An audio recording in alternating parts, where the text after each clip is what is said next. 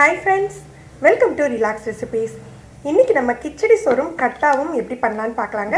அதுவும் இன்னைக்கு நம்ம வந்து ரேஷன் பருப்பு வச்சிட்டு ரேஷன்ல கிடைக்கிற தோரம் பருப்பு வச்சு எப்படி பண்ணலாம் அப்படினு தான் பார்க்க போறோம். இந்த கிச்சடி ரைஸ்க்கு பாத்தீங்கன்னா நம்ம நார்மல் சாப்பாட்டு அரிசி தான் யூஸ் பண்ணுவாங்க. நான் இன்னைக்கு பாஸ்மதி எடுத்துர்க்கேன். நம்ம எந்த அரிசினாலும் யூஸ் பண்ணிக்கலாம். நம்ம யூஸ் பண்ற அரிசியை பொறுத்து தண்ணி வெச்சுக்கணுங்க. பாஸ்மதினா 1க்கு 1.5 தண்ணி, சாப்பாட்டு அரிசினா 1க்கு 2 தண்ணி வெச்சுக்கோங்க.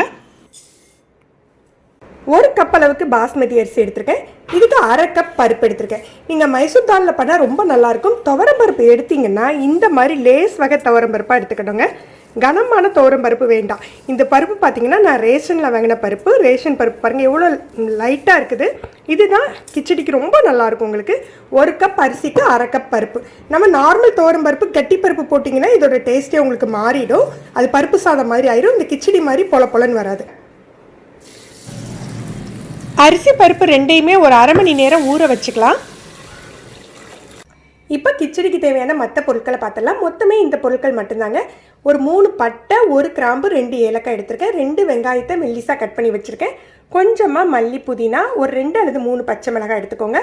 1 டீஸ்பூன் இஞ்சி பூண்டு விழுது, 2 டேபிள் ஸ்பூன் தயிர் எடுத்துக்கோங்க. இந்த கிச்சடி பார்த்தீங்கன்னா பிரியாணி அளவுக்கு நிறைய ஃப்ளேவர்லாம் இருக்காதுங்க. மைல்டான ஃப்ளேவர் தான் இருக்கும். அப்புறம் மஞ்சள் தூள், உப்பு. இதுக்கு மிளகாய் தூள் மசாலாலாம் எதுவுமே கிடையாது. இப்போ நம்ம தாளிச்சிடலாம். தாளிக்கிறதுக்கு நெய் அல்லது எண்ணெய் சேர்த்துக்கோங்க.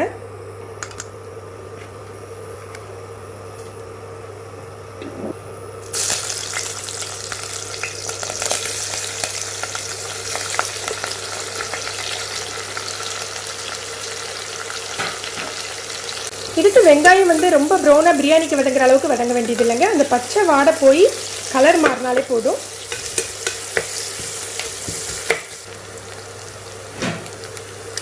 இஞ்சி பூண்டு பேஸ்ட் எடுத்துக்கலாம்.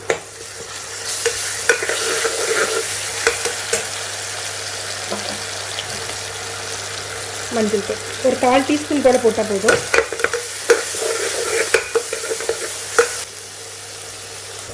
இப்போ நம்ம அரிசியை சேர்த்துடலாம். ஊற வச்ச அரிசியை தண்ணியை வடிச்சிட்டு சேர்த்துக்கலாம். அரிசியை ஒரு 2 நிமிஷம் இதில் வதக்கி விட்டுட்டு நம்ம பருப்பை சேர்த்துக்கலாம். நான் இன்னைக்கு பாஸ்மதி போட்டிருக்கேன். நான் பாஸ்மதி போடணும் இல்லைங்க, நம்ம நார்மல் ரைஸ் கூட வச்சுக்கலாம்.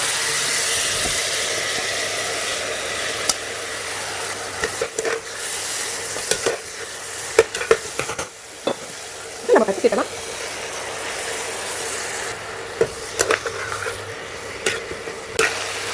இதுக்கு 1.5 அளவுக்கு நம்ம தண்ணி சேர்த்துக்க போகிறோம். 1 கப் அரிசினா 1.5 கப் அளவுக்கு தண்ணி தேவைப்படும். நம்ம 1 கப் அரிசி அரை கப் பருப்பு எடுத்துருக்கேன். நான் ஒரு 2.25 கப் அளவுக்கு தண்ணி சேர்த்துக்க போகிறேன். தயிரை சேர்த்துடலாம். தயிர் வந்து ஆப்ஷனல் தாங்க. தயிர் சேர்த்திங்கன்னா உங்களுக்கு நல்ல டேஸ்ட் எக்ஸ்ட்ரா கிடைக்கும். அதுக்காக தான் நம்ம தயிர் சேர்த்துக்கிறோம்.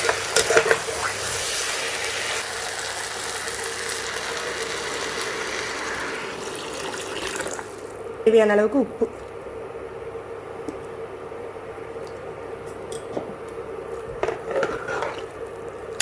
இந்த கிச்சடிக்கு சைட் டிஷ்ஷாக பார்த்தீங்கன்னா கட்டாவும் கீமாவும் செய்வாங்க. நான் இன்னைக்கு வந்து கட்டா மட்டும் செஞ்சு காட்ட போகிறேன். இன்னொரு ரெசிபியில் நான் உங்களுக்கு கீமா எப்படி செய்யலாம்னு செஞ்சு காட்டுறேன்.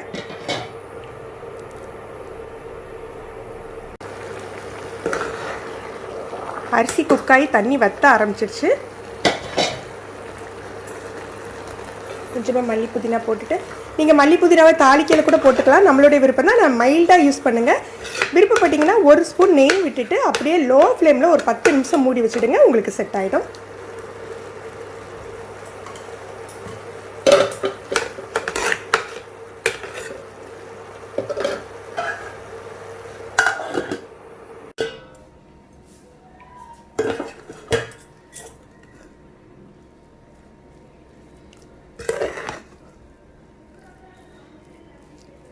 நம்ம கிச்சடி ரைஸ் தயாராகிடுச்சு.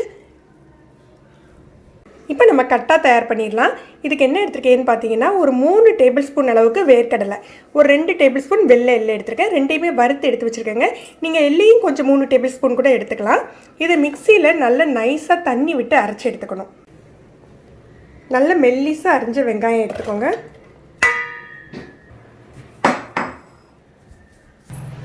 சின்ன லெமன் சைஸ் புளியை கரைச்சி இதோடு சேர்த்துக்கலாம். இதோட 2 கப் தண்ணி.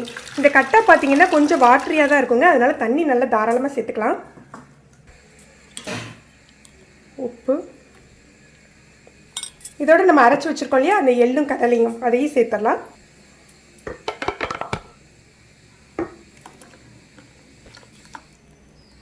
இதில் வெங்காயம் எதுவுமே வதக்கக்கூடாதுங்க, எல்லாமே அப்படியே ராவாக தான் சேர்த்துக்கணும்.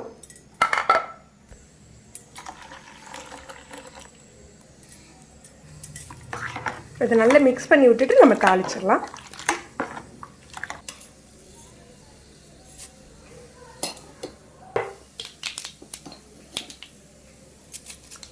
கொஞ்சம் கடுகு, உளுந்தம்பருப்பு, கருவேப்பிலை, காஞ்ச மிளகாய் இதெல்லாம் சேர்த்து தாளிச்சதுக்கப்புறம் கொஞ்சம் ஜீரகம்,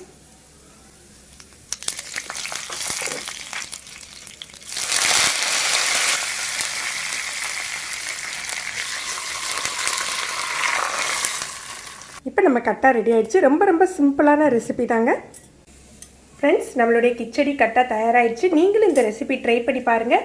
எப்படி இருந்ததுன்னு கமெண்ட் பண்ணுங்கள். இந்த வீடியோ உங்களுக்கு பிடிச்சிருந்ததுன்னா லைக் பண்ணி உங்கள் ஃப்ரெண்ட்ஸ்க்கெலாம் ஷேர் பண்ணுங்கள். தேங்க்யூ.